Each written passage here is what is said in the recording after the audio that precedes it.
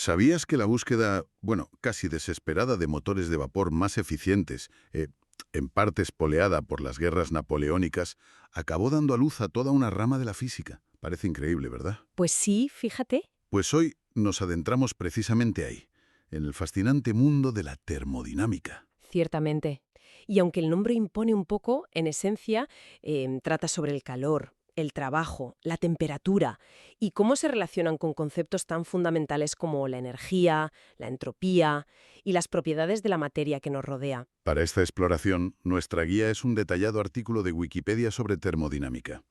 La misión es entender bien qué es, cómo nació esta ciencia casi por necesidad, cuáles son sus leyes inquebrantables y por qué resulta, bueno, absolutamente clave en áreas tan distintas como la ingeniería, la química o incluso la biología. Muy bien, pues venga, vamos a meternos en materia. Efectivamente, porque la termodinámica trasciende, vamos, por mucho los motores de vapor. Es la base para comprender cómo la energía se transforma y se mueve en prácticamente cualquier sistema físico imaginable. Piensa en una célula procesando nutrientes, o en la atmósfera generando tormentas, o incluso, fíjate, en la física de los agujeros negros. Nos proporciona, digamos, las reglas fundamentales del juego energético del universo. Yes, reglas del juego energético. Me gusta cómo suena eso, sí. Pero a ver, antes de que se establecieran esas reglas formales, hubo mucho ensayo y error, ¿no?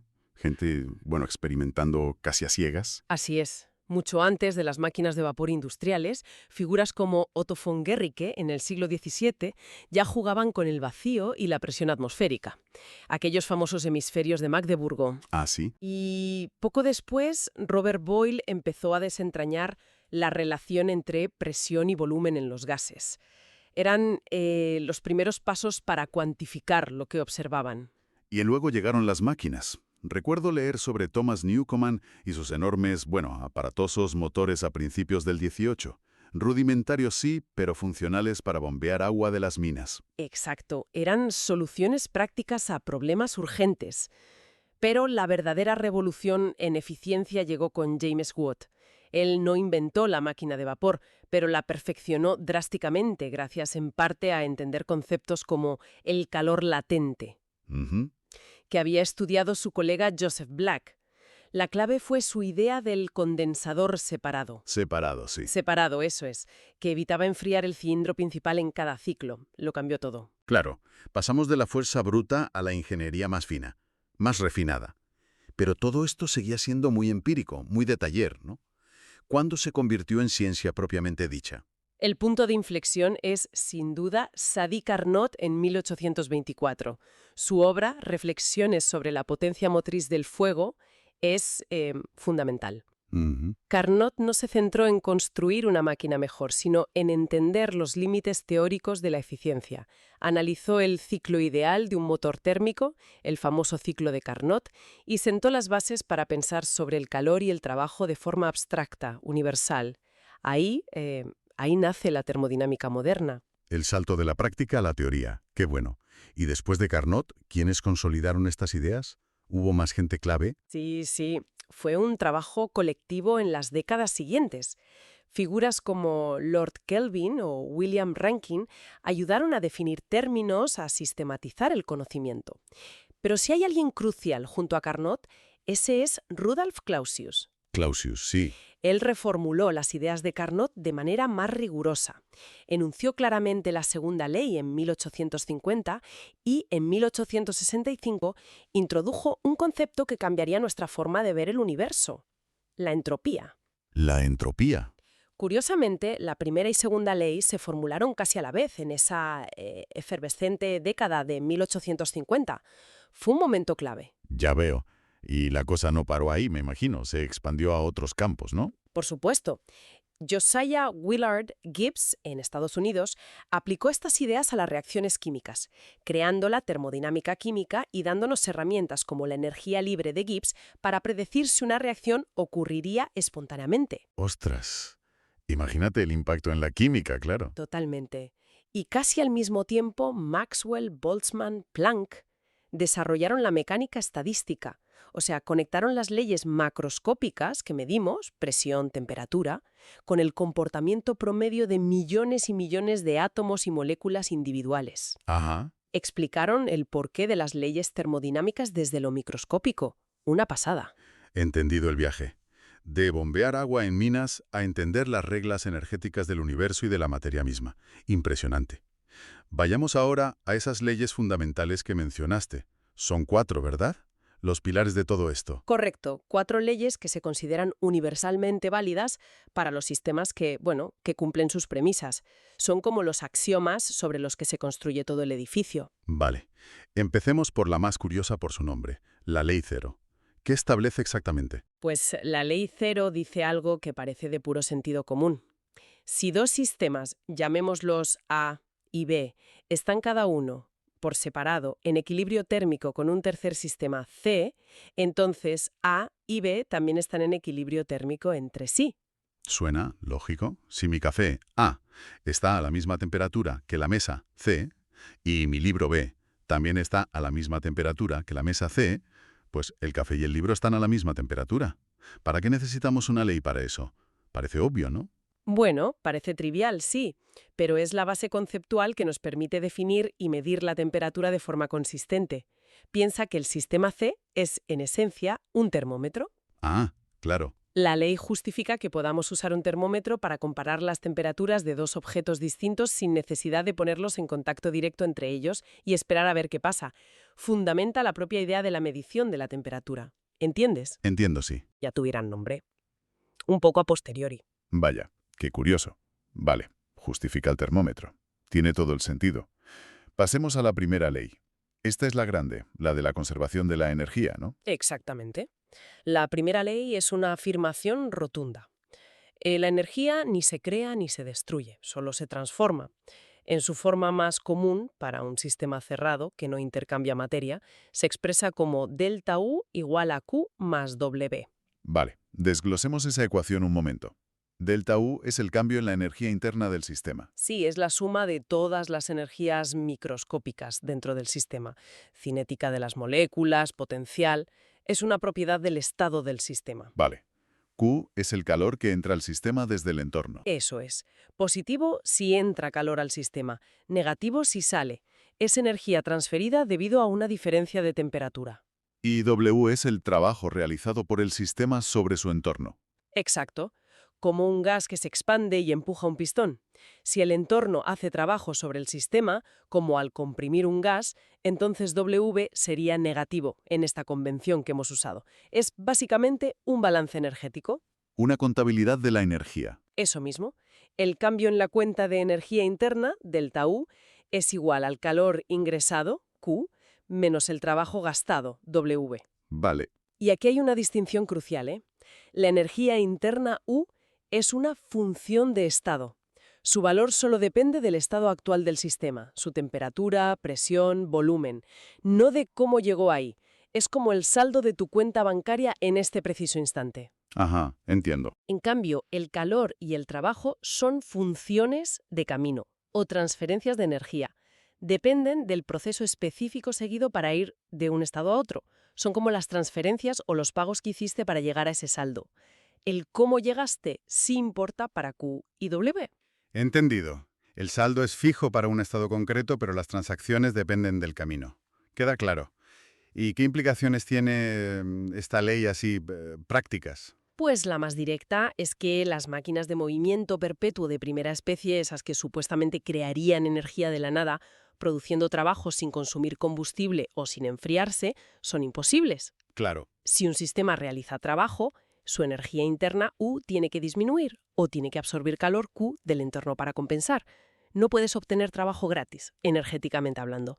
Se acabó la magia. Queda claro. No hay magia energética, no hay comidas gratis. Ahora, la segunda ley. Esta suele ser la más enigmática, la que introduce la entropía. La versión popular dice que el calor no pasa solo de lo frío a lo caliente, ¿no es eso? Esa es una de sus consecuencias más famosas, sí, la formulación de Clausius.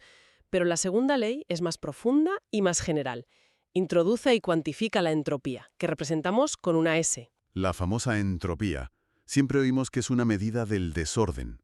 ¿Es eso correcto? Es una forma intuitiva de verlo, pero puede ser un poco engañosa. Es más preciso pensar en la entropía como una medida de la dispersión de la energía dentro de un sistema. O también cuántas configuraciones microscópicas, o sea, posiciones y velocidades de las moléculas, son compatibles con el estado macroscópico que observamos, con la temperatura, presión y volumen que medimos. Vale. Dispersión de energía. La segunda ley afirma que para cualquier proceso espontáneo que ocurra en un sistema aislado, o sea, sin intercambio de energía ni materia con el exterior, la entropía total siempre aumenta. Siempre.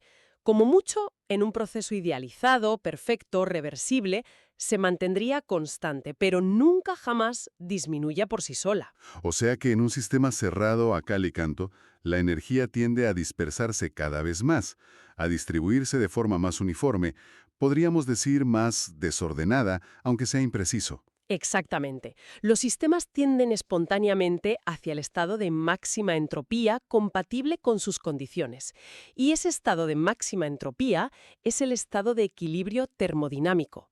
Por eso, esta ley nos da la flecha del tiempo, termodinámica. La flecha del tiempo. Sí, nos dice por qué los procesos ocurren en una dirección y no en la contraria. Porque el perfume se expande por toda la habitación, pero no se concentra de nuevo solo en la botella. Porque el hielo se derrite en un vaso de agua tibia, pero el agua no se separa en hielo y agua más caliente espontáneamente. Porque las cosas se desgastan, se mezclan. Son procesos irreversibles que aumentan la entropía total del universo, considerando sistema más entorno. Muy interesante. Pero entonces, si la entropía siempre tiende a aumentar en el universo, ¿cómo es posible que surjan estructuras ordenadas y complejas como la vida? ¿No parece una contradicción? Siempre me ha parecido un punto conflictivo. Excelente pregunta. Es un punto que genera mucha confusión, sí. La clave está en que la Tierra, y los seres vivos en particular, no son sistemas aislados. Ah, Recibimos un flujo constante de energía de baja entropía, energía muy ordenada, del Sol. Los organismos vivos mantienen su increíble orden interno a costa de aumentar la entropía en su entorno. O sea, liberan calor, que es energía desordenada, y productos de desecho. El balance total de entropía del sistema, organismo más su entorno, sí aumenta, cumpliendo perfectamente la segunda ley. claro. O sea, la vida es como una isla de orden local, que mantenemos importando energía ordenada del Sol y exportando desorden, calor, desechos al entorno. El balance global sí cuadra. Justo. La vida es una maravillosa máquina de generar entropía en su entorno para mantener su propio orden interno.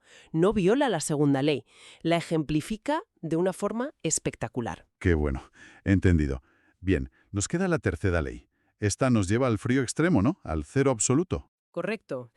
La tercera ley trata sobre el comportamiento de los sistemas a medida que se acercan a la temperatura más baja teóricamente posible, el cero absoluto, que son 0 Kelvin o menos 273,15 grados Celsius. Un frío inimaginable. Totalmente. Y establece que, al acercarse a 0 Kelvin, la entropía de cualquier sistema tiende a un valor mínimo constante. Para un cristal puro perfectamente ordenado, esta entropía mínima es, de hecho, cero. Y añade algo que suena a barrera infranqueable. Es imposible alcanzar el cero absoluto mediante un número finito de pasos o procesos. Efectivamente. Podemos acercarnos muchísimo, millonésimas de grado, pero nunca llegar al cero absoluto exacto. Cada paso que das para enfriar algo se vuelve menos eficiente cuanto más te acercas a 0K. La importancia fundamental de la tercera ley es que establece un punto de referencia absoluto y universal para la entropía. Gracias a ella podemos calcular entropías absolutas, S, de las sustancias. No solo diferencias de entropía, delta S entre estados, es la que nos da el suelo de la entropía. Entendido. Tenemos las 4 leyes. 0 para la temperatura, primera para la conservación de energía, segunda para la dirección del cambio y la entropía, y tercera para el límite inalcanzable del cero absoluto y la entropía mínima. Vale. Ahora, para aplicar todo esto necesitamos un lenguaje común, unas definiciones. Hablaste antes de sistema, entorno, frontera. Sí, son esenciales para definir bien el problema que estamos estudiando. El sistema es la parte del universo que nos interesa analizar. Puede ser un motor, una célula, un vaso de agua. Lo que ponemos bajo el microscopio, digamos. Exacto. El entorno es todo lo demás que puede interactuar con él. Y la frontera es esa superficie, real o imaginaria, que los separa y a través de la cual pueden intercambiar o no cosas. Y eso nos da los tipos de sistemas. Abiertos si intercambia materia y energía, cerrados si solo energía y aislados si no intercambia nada. Como una taza de café caliente, abierto, una botella de agua cerrada, cerrado, o un termo ideal perfecto, aislado. Precisamente, definir bien el sistema y sus interacciones con el entorno a través de la frontera es el primerísimo paso para aplicar las leyes, sobre todo la primera, para hacer ese balance energético de Q y W. Vale. Y dentro del sistema describimos su estado termodinámico mediante propiedades medibles: presión, P, volumen, V, temperatura, T, cantidad de sustancia, N, masa. Algunas son intensivas, es decir, no dependen del tamaño del sistema, como la temperatura, la presión o la densidad. Da igual si tengo un litro de agua o una piscina. La temperatura y la densidad son las mismas. Eso es. Y otras son extensivas, que sí dependen del tamaño o la cantidad de materia, como el volumen, la masa, la energía interna U o la entropía S. Doble de masa, doble de volumen, doble de energía interna. Vale. Y estas propiedades no son independientes entre sí, claro. Se relacionan mediante una ecuación de estado. Como la famosa PV igual a nRT para los gases ideales, ¿verdad? Ese es el ejemplo clásico. Correcto. Esa es la ley de los gases ideales. Un ejemplo perfecto de ecuación de estado que relaciona P, V, T y N para un gas ideal. Y un proceso termodinámico es simplemente la evolución del sistema de un estado inicial a uno final. Es el viaje entre dos fotos del sistema, entre dos estados. Y hay viajes típicos con nombres propios. Isobáricos si la presión es constante, isocóricos si el volumen es constante, isotérmicos si la temperatura es constante, adiabáticos si no hay intercambio de calor con el entorno. Son idealizaciones muy útiles para analizar cambios específicos y simplificar los cálculos. También distinguimos entre procesos reversibles, que son ideales, infinitamente lentos, donde el sistema está siempre prácticamente en equilibrio. Útiles para la teoría, me imagino. Sí, para calcular límites teóricos como la eficiencia máxima de Carnot, y luego están los procesos irreversibles, que son todos los procesos reales, los espontáneos, los que ocurren en la naturaleza, y estos siempre aumentan la entropía total del universo. Vale. Mencionaste antes también conceptos como las variables conjugadas y los potenciales termodinámicos. Suenan un poco más avanzados, pero ¿cuál es su utilidad principal? ¿Para qué sirven?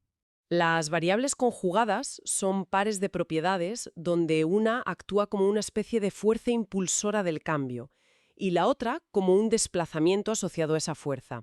Su producto nos da una forma de energía transferida. A ver, Los pares clásicos son presión-volumen, la presión empuja y el volumen cambia, y su producto P delta V está relacionado con el trabajo mecánico. Otro par es temperatura-entropía. La temperatura impulsa el flujo de calor y T delta S está relacionado con esa energía térmica transferida.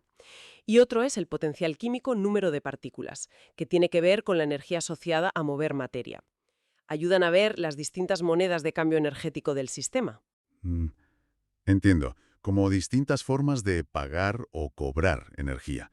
¿Y los potenciales? Dijiste que eran clave para predecir cosas. Así es. Los potenciales termodinámicos son funciones que construimos combinando las variables de estado, U, T, S, P, V, de forma inteligente. No se miden directamente en un laboratorio, pero los calculamos a partir de otras propiedades. Y son tremendamente útiles porque nos dicen cosas importantes sobre el sistema bajo ciertas condiciones específicas, sobre todo para predecir la espontaneidad de un proceso o el trabajo máximo útil que podemos obtener de él. Vale. ¿Y cuáles son los más importantes? Bueno, tenemos la energía interna, U, que ya vimos. Luego está la entalpía, H, que se define como H igual a U plus PV. Es muy usada en química porque muchísimas reacciones ocurren a presión atmosférica constante, en un vaso de precipitados abierto, por ejemplo. En esas condiciones, el cambio de entalpía, delta H, nos da directamente el calor liberado o absorbido por la reacción. Ajá, por eso se habla tanto de entalpías de reacción. Exacto.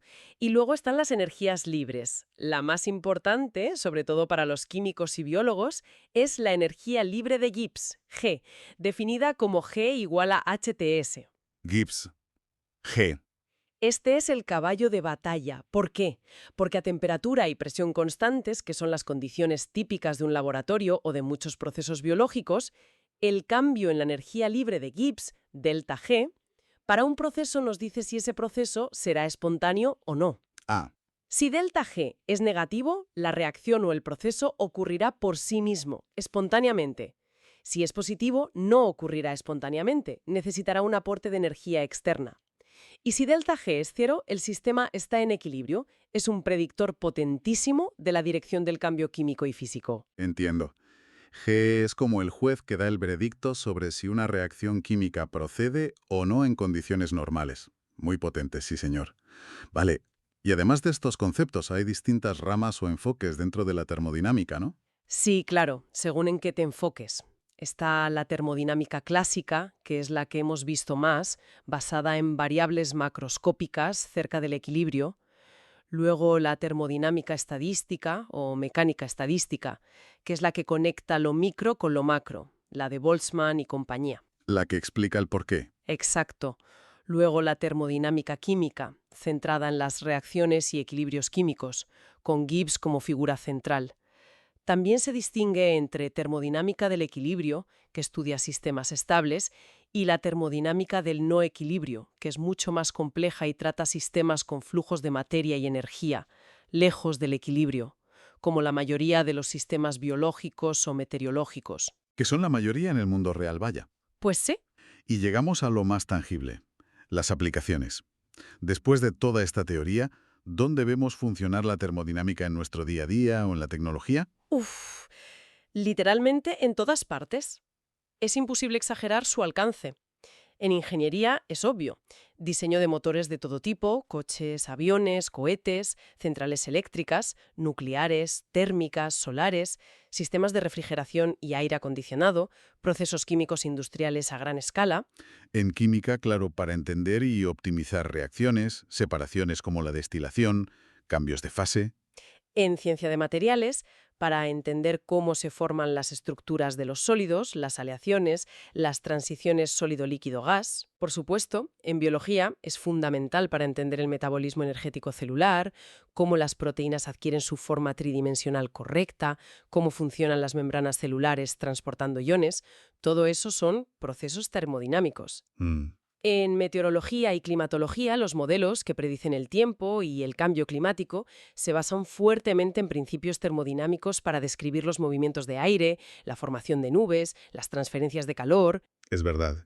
Incluso leí algo en cosmología, con la termodinámica de los agujeros negros, una idea fascinante de Hawking. Parece que desde el motor más simple hasta el universo entero, estas leyes rigen el flujo y la transformación de la energía. Es increíble. Totalmente. Bueno, creo que hemos cubierto bastante terreno, ¿eh? Empezamos con esa necesidad práctica de mejorar máquinas de vapor. ¿Sí? Vimos cómo eso, casi sin querer, llevó a la formulación de leyes universales cero, primera, segunda, tercera, que gobiernan la energía y el cambio en cualquier sitio.